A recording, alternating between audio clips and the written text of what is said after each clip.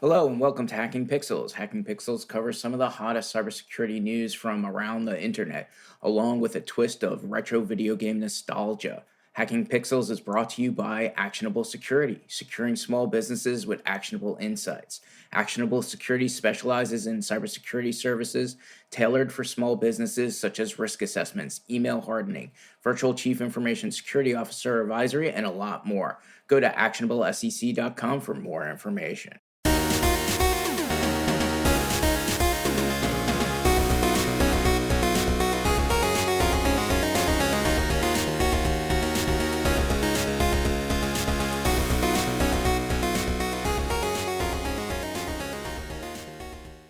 Welcome to episode 10. Wow, double digits.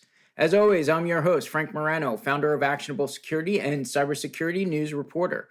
Today, we're going to delve into the latest AI and tech news, a Unity vulnerability putting your games at risk, Outlook blocking SVG images, and fonts attacking your Apple devices, followed by our retro game of the month. But first, here's some security tips from Actionable Security to better secure your WordPress environment. WordPress offers plenty of flexibility, but its rich plugin ecosystem can sometimes open the door to vulnerabilities. Think of your WordPress site as a sleek sports car that demands meticulous upkeep to stay at peak performance. Start with routine maintenance, update the WordPress core, themes, and plugins as soon as security patches are released. This is like a regular service to keep your engine purring and free of dents. Swap out tired, predictable passwords. Yes, it's time to retire password 123 for strong, unique ones and install multi-factor authentication, your high-tech alarm system that wards off digital thieves. Amp up your defenses with trusted security tools like WordFence and iThemes. These aren't just any accessories, but features like scanning for malware, enforcing login limits, and deploying a robust firewall. They're the equivalent of adding a ceramic coating to protect your sports car's finish. And a word of advice, while adding extra plugins may seem like upgrading your ride with flashy modifications, they often invite unnecessary risk. Since 90% of WordPress vulnerabilities originate from plugins, keeping your site as close to a stock performance setup is usually the safest bet. For more actionable insights to turbocharge your online security and keep your digital machine running smoothly, reach out to Actionable Security today. We have spoken about WordPress before and how important it is to secure it. I see WordPress plugins exploited every day, so these tips are super important to keep your business out of the headlines. Again, you want to keep WordPress, its themes and plugins updated, use strong passwords, implement MFA, and minimize your plugin use. For more actionable insights and cybersecurity news, visit our brand new blog at actionablesec.com/blog, and be sure to keep tuning in to Hacking Pixels. When I started this podcast, I wanted to incorporate my love for technology and talk tech, but here we are 10 episodes in and I haven't really focused on it. That changes with today's tech brief. In the last month or so, there have been two stories that have caught my eye: new Apple phones and new Meta Ray-Bans. Apple, of course, announced multiple phones at their September event. The star of the show was the new super thin iPhone Air, which I was pretty close to pulling the trigger on, but decided I didn't want to live without the ultra wide lens, which I'm pretty sure is going to show up on the next iPhone Air or the rumored foldable iPhone, which I think the iPhone Air is the prototype for. Surprisingly, the best phone of the bunch wasn't the Air or the Pro, but the standard iPhone 17, which got a big upgrade and most of the Pro features for $300 less. If I wasn't waiting for that foldable, that would probably be the one that I would buy. AirPods Pro 3 were also announced at the event with live translation, which was pretty cool, and upgraded noise cancellation. I've been waiting to replace my Bose Quiet Comfort earbuds for quite some time, but have been hesitant since they have amazing noise cancellation. Apple says the new AirPods Pro 3 have the world's best in-ear active noise cancellation. So while I'm not setting my expectations too high, I'm going to give them a try. Next up, the future is today with Meta, who has announced new Ray-Ban display glasses, which surprisingly are actually on sale right now. Now, I'm not the biggest Meta fan. I was burned when they dropped support for the original Oculus Quest about a year in. And of course, I don't like how privacy and security seem to be an afterthought in most of their products. But I have to say, as a glasses wearer, these look pretty cool. Essentially, it's the Meta Ray-Bans with a display, and they might be the most advanced AI glasses that I've seen. With Apple shrinking their technology to fit in the air, you have to wonder if they have a pair of glasses of their own cooking up to challenge Meta. That's all for this month's Tech Brief. Now let's talk about some AI headlines.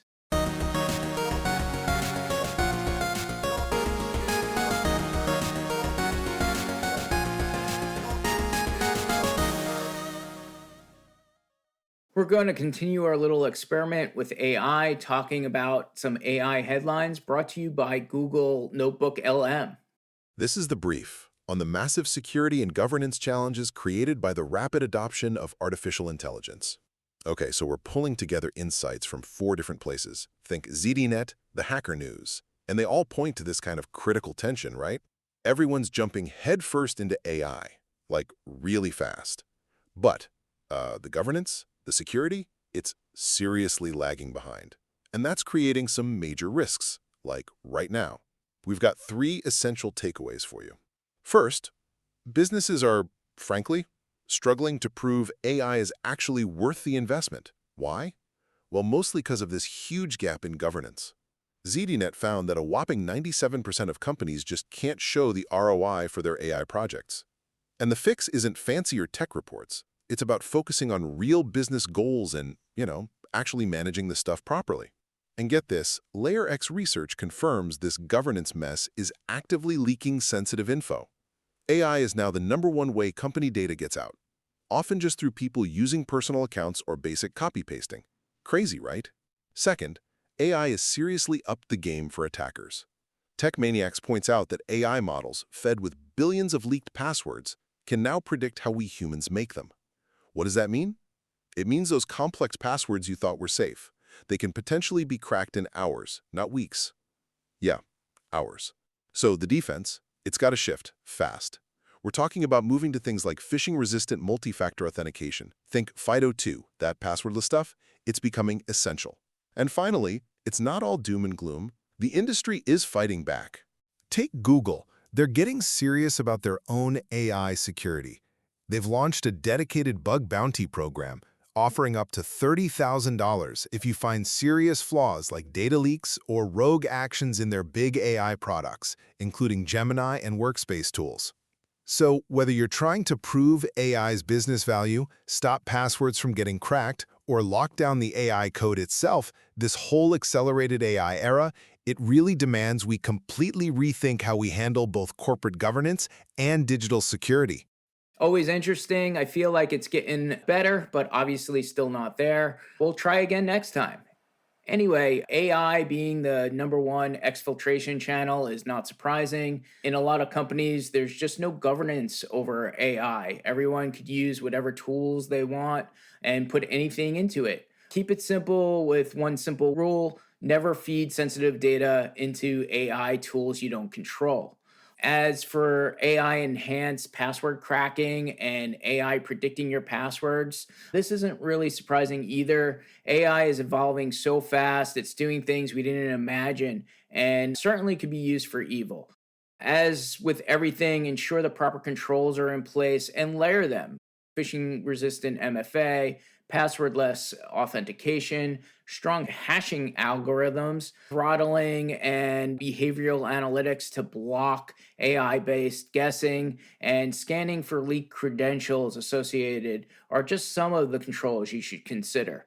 I'm happy to see that Google is paying out the big bucks with their new AI bounty program. It will certainly help improve security by focusing on high impact issues covering major products that include AI like Gemini, Google Search, and Google Workspace. Lastly, it's interesting to hear that 97% of organizations struggle to demonstrate the business value or return on investment of their AI projects. AI is obviously the big buzzword right now, so everyone wants but like many things, it's difficult measuring and articulating the value of AI. At least for actionable security, the value is clear. Without AI, we would need a much larger marketing budget.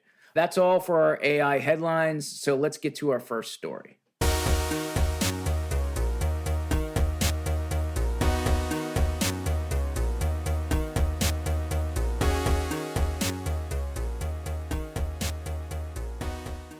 Unity vulnerability exposes gamers to attacks on Android, Windows, macOS, and Linux.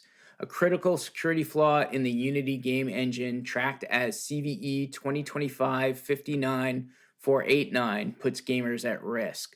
The vulnerability, which affects Unity applications dating back to 2017, is a critical severity bug related to how Unity handles certain runtime parameters and libraries. This impacts Android, Windows, Linux, Mac OS, iOS, and consoles like the Nintendo Switch or PlayStation 5 appear to be safe. As with most vulnerabilities, patching is your first step. Unity has released a patch to Unity Editor and updated the flawed DLL files, but developers still need to update their games.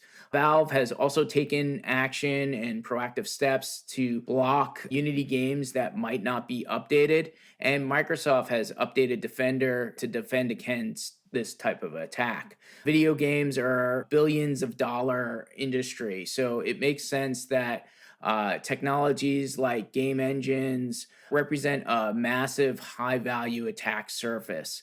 I think we're going to see a lot more of this, and that developers will need to stay vigilant and patch often.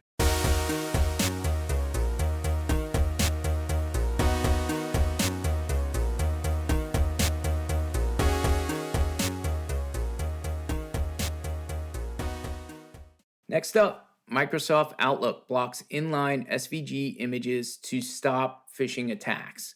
Microsoft has started to block inline SVG images in Outlook for Web and the new Outlook for Windows. This change began rolling out in September and is a direct security measure to combat growing phishing threats using embedded malicious code in SVG images. So why is this a good thing? Phishing campaigns using malicious SVG attachments have increased significantly, up 245% in early 2025 compared to late 2024, making them a major attack vector. Attackers are exploiting the flexible XML-based nature of SVGs to hide executable code. Tactics similar to how they previously abused features like macros in Office documents. And we all know what a big problem that was, at least until Microsoft blocked them. The most important lesson to remember is that security is perpetually a moving target. Features designed for flexibility will inevitably be abused for attack. As always, businesses need to be agile and proactive, deploying a layered approach so attackers can't take advantage of a single loophole.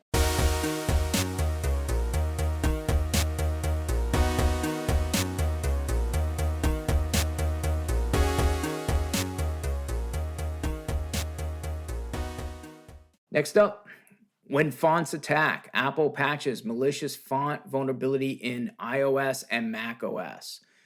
You heard that right. Fonts are now and have been a threat vector. Apple recently patched a critical security vulnerability in its operating systems where a maliciously crafted font file could lead to serious exploits. The vulnerability is out of bounds right in Apple's font processor. This means that if a device processes a booby-trapped font, which could be embedded in an email, document, or web page, it could cause an unexpected app termination or corrupt memory process. While the immediate result might be a crash, skilled attackers could combine this memory corruption bug with other exploits to achieve remote code execution or privilege escalation, gaining full control of the device, which is obviously a bad thing. Fonts are a perfect delivery mechanism because they're processed deep within the operating system and are automatically loaded by common files and websites. No administrative privileges are required to trigger the bug. The ultimate lesson from this vulnerability is that security risks can hide in the most unexpected places. Businesses and users should never underestimate the potential danger of non traditional attack vectors.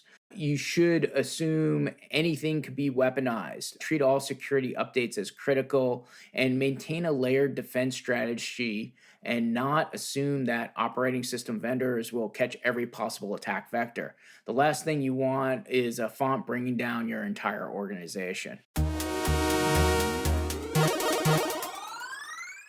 Let's take a break from the serious stuff and talk about something a bit more nostalgic. Our featured retro game this month is a classic from the 90s, Soul Blade for the PlayStation 1.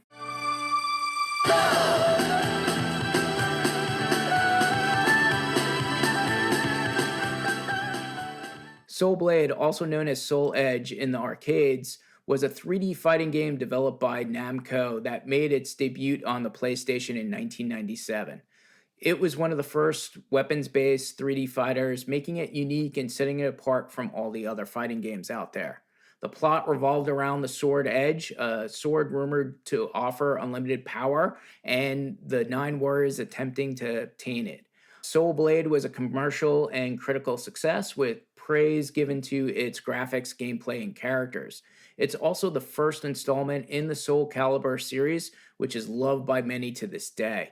The game received very positive reviews and holds an aggregate score of 89 out of 100 on Metacritic, with some calling it at the time, without a doubt, the most stunning graphical fighting feast to ever grace a console. It was also applauded for its full motion video, which was something rare at the time, and was awarded Best Intro by Electronic Gaming Monthly in 1998. PSM named Soul Blade as the 4th top game on the PlayStation, and Electronic Gaming Monthly listed the PlayStation version as runner-up for Fighting Game of the Year, just behind Street Fighter. Complex also ranked Soul Edge as the 19th best fighting game of all time. My journey with Soul Blade started with Soul Edge at the arcades. I was drawn to it with its 3D graphics, colorful characters, and weapons-based fighting. That was a significant departure from the 2D street fighting games that I played at the time. Anytime I entered an arcade, Soul Edge was the first game I played, and I was surprisingly good at it too, easily beating any challengers. My love for this game was the reason, along with Final Fantasy VII, that I wanted a PlayStation 1, which arrived as a birthday gift. Soul Blade was one of the first games I had for it, and I couldn't believe I had one of my favorite arcade games at home. I loved honing my skills as Cervantes and Siegfried at home, which only helped me dominate at the arcade. Believe me, I was never great at playing video games, but something with Soul Blade just clicked and I rarely lost a match. The Soul Blade series continued at Soul Calibur, spawning 6 other games. I actually imported a Sega Dreamcast just to be one of the first to play Soul Blade sequel and maybe to get a bit of an advantage at the arcade. The latest entry in the Soul Calibur series, Soul Calibur 6, came to us in 2018 for the PlayStation 4, Windows PC, Xbox One, and the franchise has been dormant ever since. Sure, there are rumors that pop up here and there of Soul Calibur 7, but so far they are just that. Namco recently revived the Tekken fighting series in 2024 with Tekken 8. That wasn't seen for a decade, so maybe Soul Calibur will be next. I still play the Soul Calibur games from time to time, and surprisingly, I'm still pretty decent at them. I know if Namco ever decides to release a Soul Calibur 7, I'll be the first in line to get it.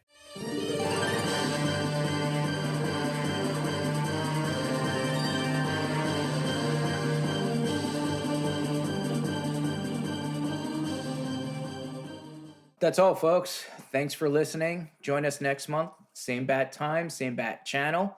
And remember, this episode of Hacking Pixels is brought to you by Actionable Security, your trusted partner in safeguarding small businesses. With decades of experience, Actionable Security offers tailored cybersecurity services such as risk assessments, email hardening, and virtual chief information security officer advisory. For more details on how we can help protect your business, visit actionablesec.com.